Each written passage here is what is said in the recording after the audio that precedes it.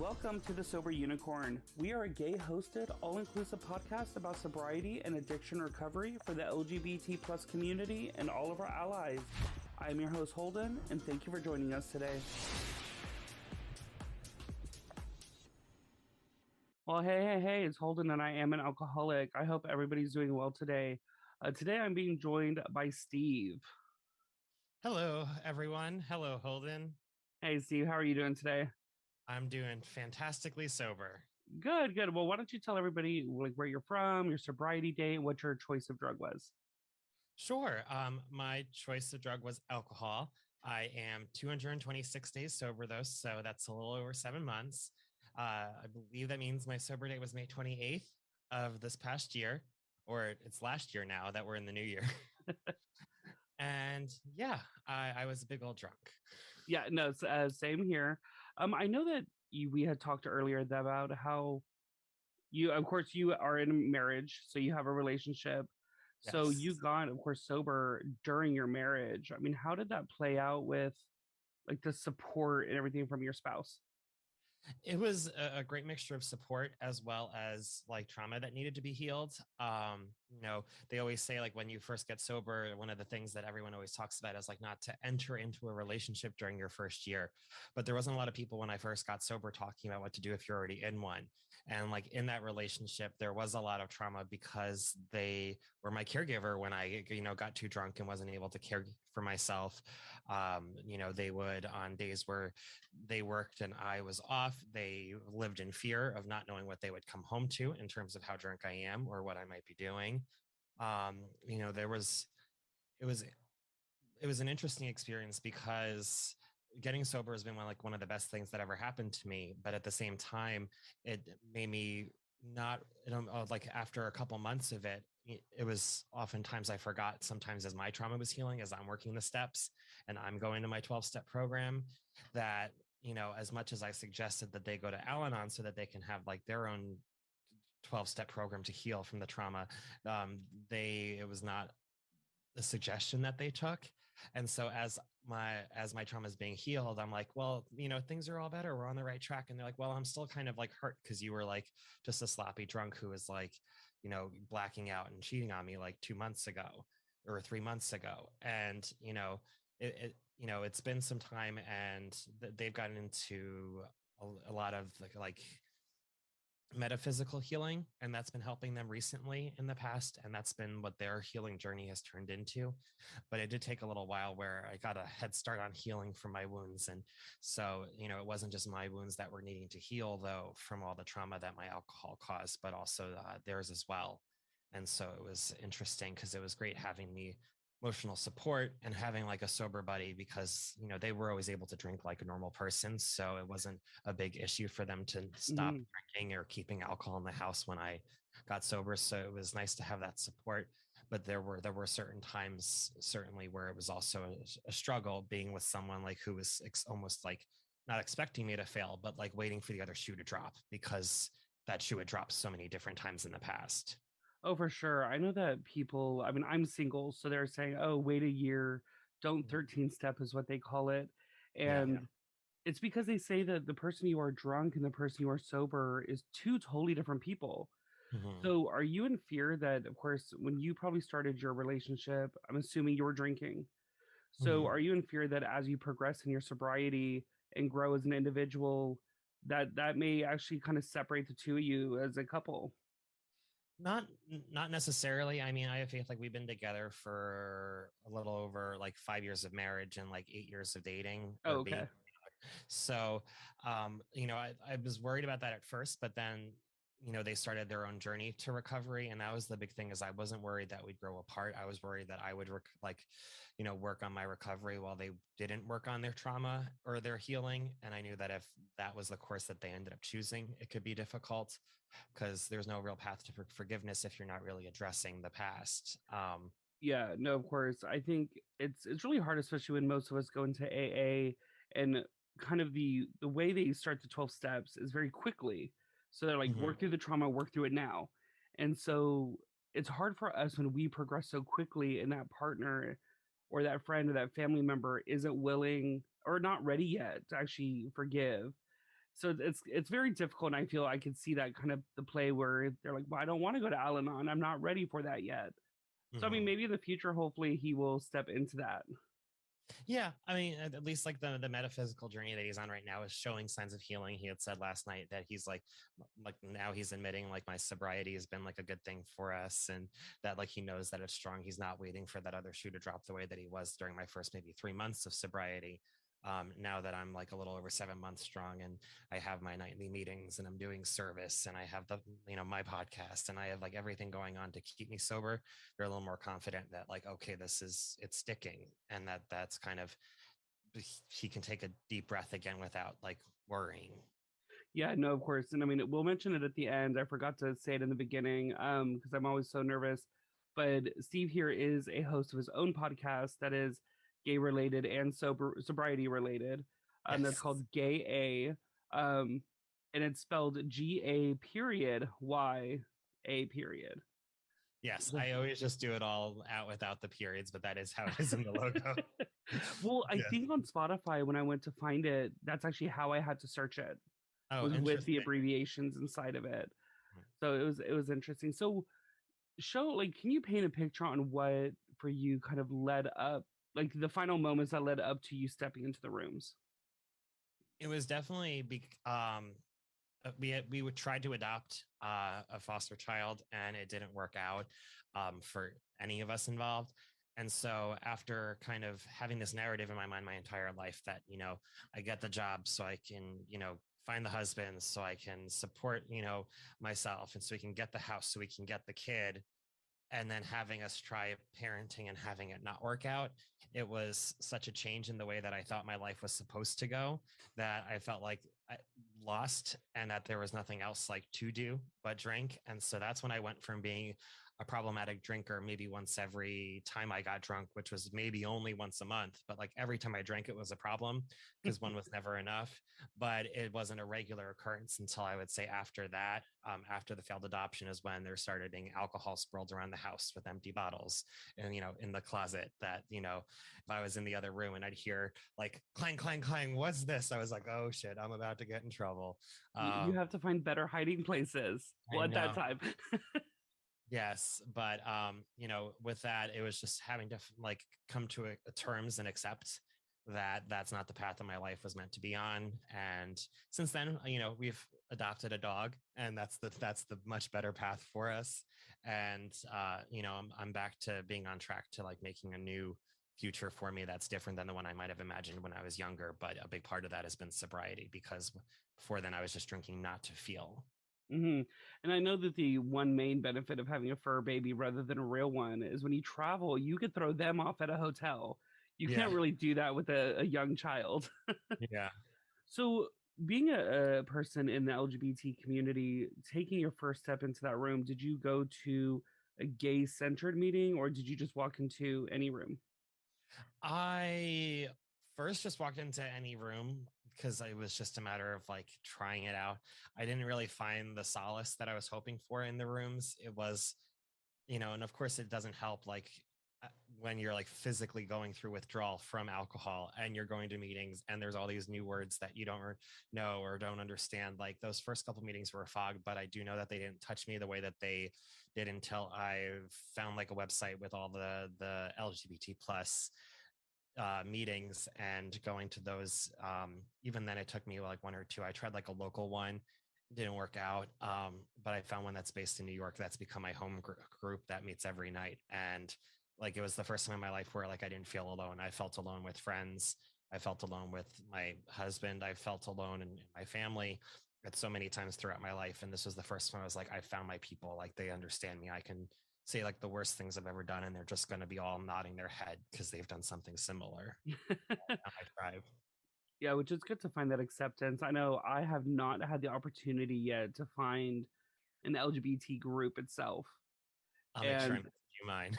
yes, I mean, here I'm in Fort Worth, Texas, and there's only one that meets Hmm. only on Tuesdays at 7 p.m. And I'm like, one day a week is not enough. On top of course, my schedule. A 7 o'clock meeting does not fit in my schedule.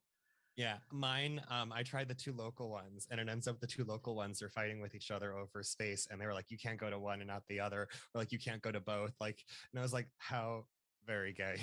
Yeah, that like, like that. That they're like all being catty, with like the middle class sober people versus the upper class ones who didn't want to be outside in the pandemic, and it was just ridiculous. that is a mess. So, And I have visited a few normal AAs, I mean, normal meetings, and it's, you kind of see that where it's like the upper class, depending on the time that they go, it's all the housewives and the retired mhm, people. So you find it clicky.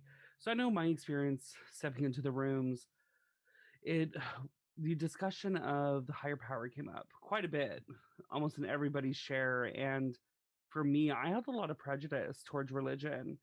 And so that the discussion of higher power honestly almost took me out of the rooms very quickly within my first 3 days. mhm. So how, I mean, I don't, what was your history with spirituality and how did you move past any prejudice you may have had? My childhood and young adulthood was very like I grew up in the Catholic Church and it was not for me. It was one of those things where like even in high school, being in a Catholic school, I had to go to like mass as part of school and take religion as a class. And it all kind of like had me sour on it. And so it was really like when I first stepped into the rooms and they were like higher power this, higher power that, I was like, well, I'm just going to skip those parts. It's like when you first see the steps and you're not sure what's going to happen, you're like, okay, I could do this one. I'm going to skip that one. We'll fast forward through this one. I'll change this one to be what I want. Like you learn real quickly that that's not how it works. But it eventually, like once I was able to wrap my mind around that it's like a higher power of like your understanding, that was the big game changer, that it's a spiritual program but it's not a religious program. Mm-hmm. And I never even really understood the difference before coming into the program, but like the fact that someone can say that their higher power is a gremlin or something, like it was like if it works for them, it works. Like it doesn't have to be one thing or another. I've heard the most crazy one I've heard thus far. I mean, hey, it works for them is a biker's higher power with Celine Dion. And I was like, you know Well, what? If it works, it works. yeah. So you we discussed that you kind of compared the higher power to video games. Yes. So Well, can you elaborate? yeah, that was kind of my like aha moment when I realized, what the purpose of a higher power, like the importance of having one, is I was journaling like all my thoughts out before I started like podcasting them and putting them into audio form and writing it out, unlike lazy ass writers. So like higher power was just too long to write out. So I just was abbreviating it HP. And I'm a big video gamer, and in a lot of like RPGs that you play, HP is like your hit points or your health points. It's like the life that keeps you alive and going. And so like I had Mhm. this aha moment where I was just like, well, holy crap, like my HP is like my higher power is like my hit points in the video games. It's like the thing that keeps you going, and like you do things that top it off. Like in the video games, it's like take a potion or sleep at an inn. In like real life, it's like go to a meeting or meditate. But like the kind of the allegory or the comparison between the two, like put it into a language where I understand, where like having that belief and faith in your higher power is just having that trust that there's like something greater than yourself that can be looking out for you. I mean, the number of times that I would drink and drive or put myself in dangerous sexual situations or just drink so much that I should just have died of alcohol poisoning, like the number of times I put my body through all of that different kind of crap and like survived, if that's not sign that there was something or higher power than myself like looking out for me, I don't know what it would be. Yeah, I know. I put myself in a lot of very bad sexual situations while drunk or literally flying to different states just to get drunk with people that would pay for this stuff. I was very selfish in my drinking, and I've been coined a bougie drunk Mm-hmm. because I never drink at home Yeah. because I See. constituted, if I didn't drink at home, I wasn't going to consider myself an alcoholic. Yeah, I said that at first, and then I didn't. It was one of those rules where like I had so many rules when I was drinking that like if I ended up drinking at home, like I'll know I need to stop, or that's the problem, or I know if I drink in the day, that it's a problem, or if I drink, if I'm hiding it, it's a problem. Like Hmm. all these different things that I said I would never do, but I did pretty much all of them before the end of it. Yeah, I mean, I was. I never drank it like at home by myself, but I was spending close to $2,000 a month at a bar. Wow. So Yes. yeah, it was a little much. But you were comparing HP, of course, because I actually do the same thing, especially when texting anybody in the group. I actually compare HP to Harry Potter Uh-huh. because I think that if somebody is at like a rock bottom, their own rock bottom, and is able to connect with their higher power, get sober, maintain it, be of service to others, like to me, that's a magical thing. And Yeah. I'm a huge Potterhead, so it's like, but I can never say like I've never used Harry Potter a lot just because I don't want to get sued by J.K. Rowling. Hmm. Yeah, I hear you. Yeah, and I mean, for me at least, like the higher power. Eventually, like at first, I was like, I'm not even going to say the G word, like because that means that they win.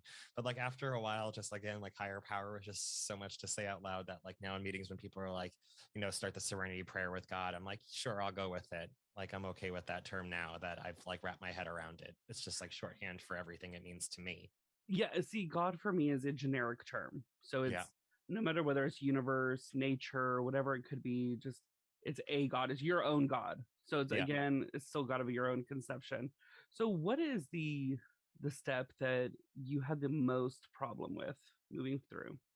I would say it's, I mean, I'm just starting step 5 with my sponsor. Like we started doing readings on it before, and we're like starting the step, I think, tonight. So I would say step 4, mostly because the first 3 steps were ones that I would, a lot of it was like wrapping your mind around things, but it wasn't so much like taking action. Like it was Mhm. just like admitting that I had a problem and, that I was powerless and, the concept of the higher power, like all that stuff I was able to do pretty much on my own my first 3 months of sobriety.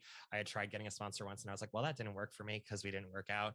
And so I was like, well, I guess I'm just a broken person who's sponsored, like who isn't meant for the sponsoring.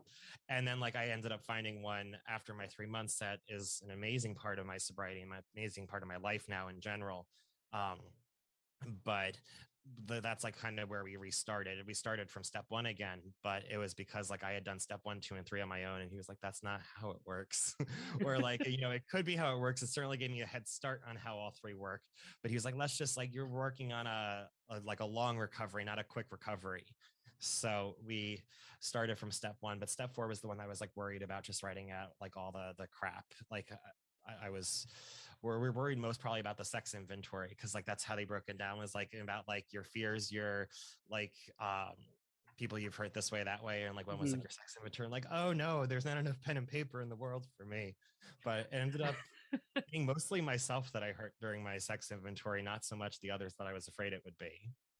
Yeah, I know. I worked through I mean, my sponsor made me work through the steps very quickly because many people go one, two, three, one, two, three, one, two, three, and they Yeah. kind of relapse. And so he's like, we're starting step 4. He's like, you have 2 days to complete this.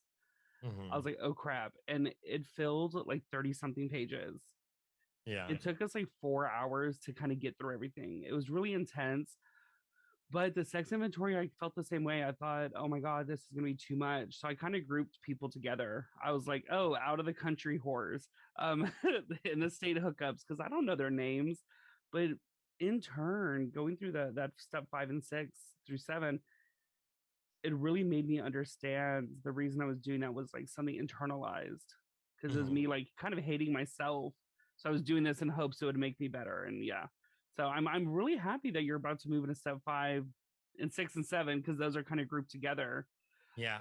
Because that to me that was like a major turning point in understanding why I drank. Hmm. And it's been good at least for me so far. Yeah. Um, what is anything that you would recommend to somebody in the community that is scared to like jump into the rooms and stuff like that in fear of judgment because the program is mostly seen as a cis male thing. I mean, the biggest thing for me was finding the right meeting, like and finding the right group. Um, that was the game changer for me because at first I was like, I don't know how I'm going to do this sobriety thing. I don't know how I'm going to like do this 12-step program thing. I was going to meetings and I was like, this isn't for me. They're not for me. Like, where do I belong? And it was just a matter of like keep on trying different meetings until you find the right one. I definitely would recommend like when I first started, like I mentioned, like, I mean, I had a sponsor, we met once or twice, it didn't work out. They're like, you're all done with the steps. And I'm like, how's that happen? Like, we didn't even like, I just basically like told you like, hi, I have a problem. And he was like, you graduated, we're done here. And so I just put that off for a lot longer than I probably should have. And so like finding a sponsor and finding the right meeting for you are like the two game changers for me for my sobriety. Did you expect when you finding your sponsor to have this like magical eye connecting moment and like It, that's my sponsor? It wasn't so much. I mean, it was more like when I first announced in the meeting, I had been going there for like a week and I was like, yes, this is my place. These are my people. So I finally felt comfortable like sharing in a meeting, like, hey, I'm going to stick afterwards for fellowship because I need a sponsor.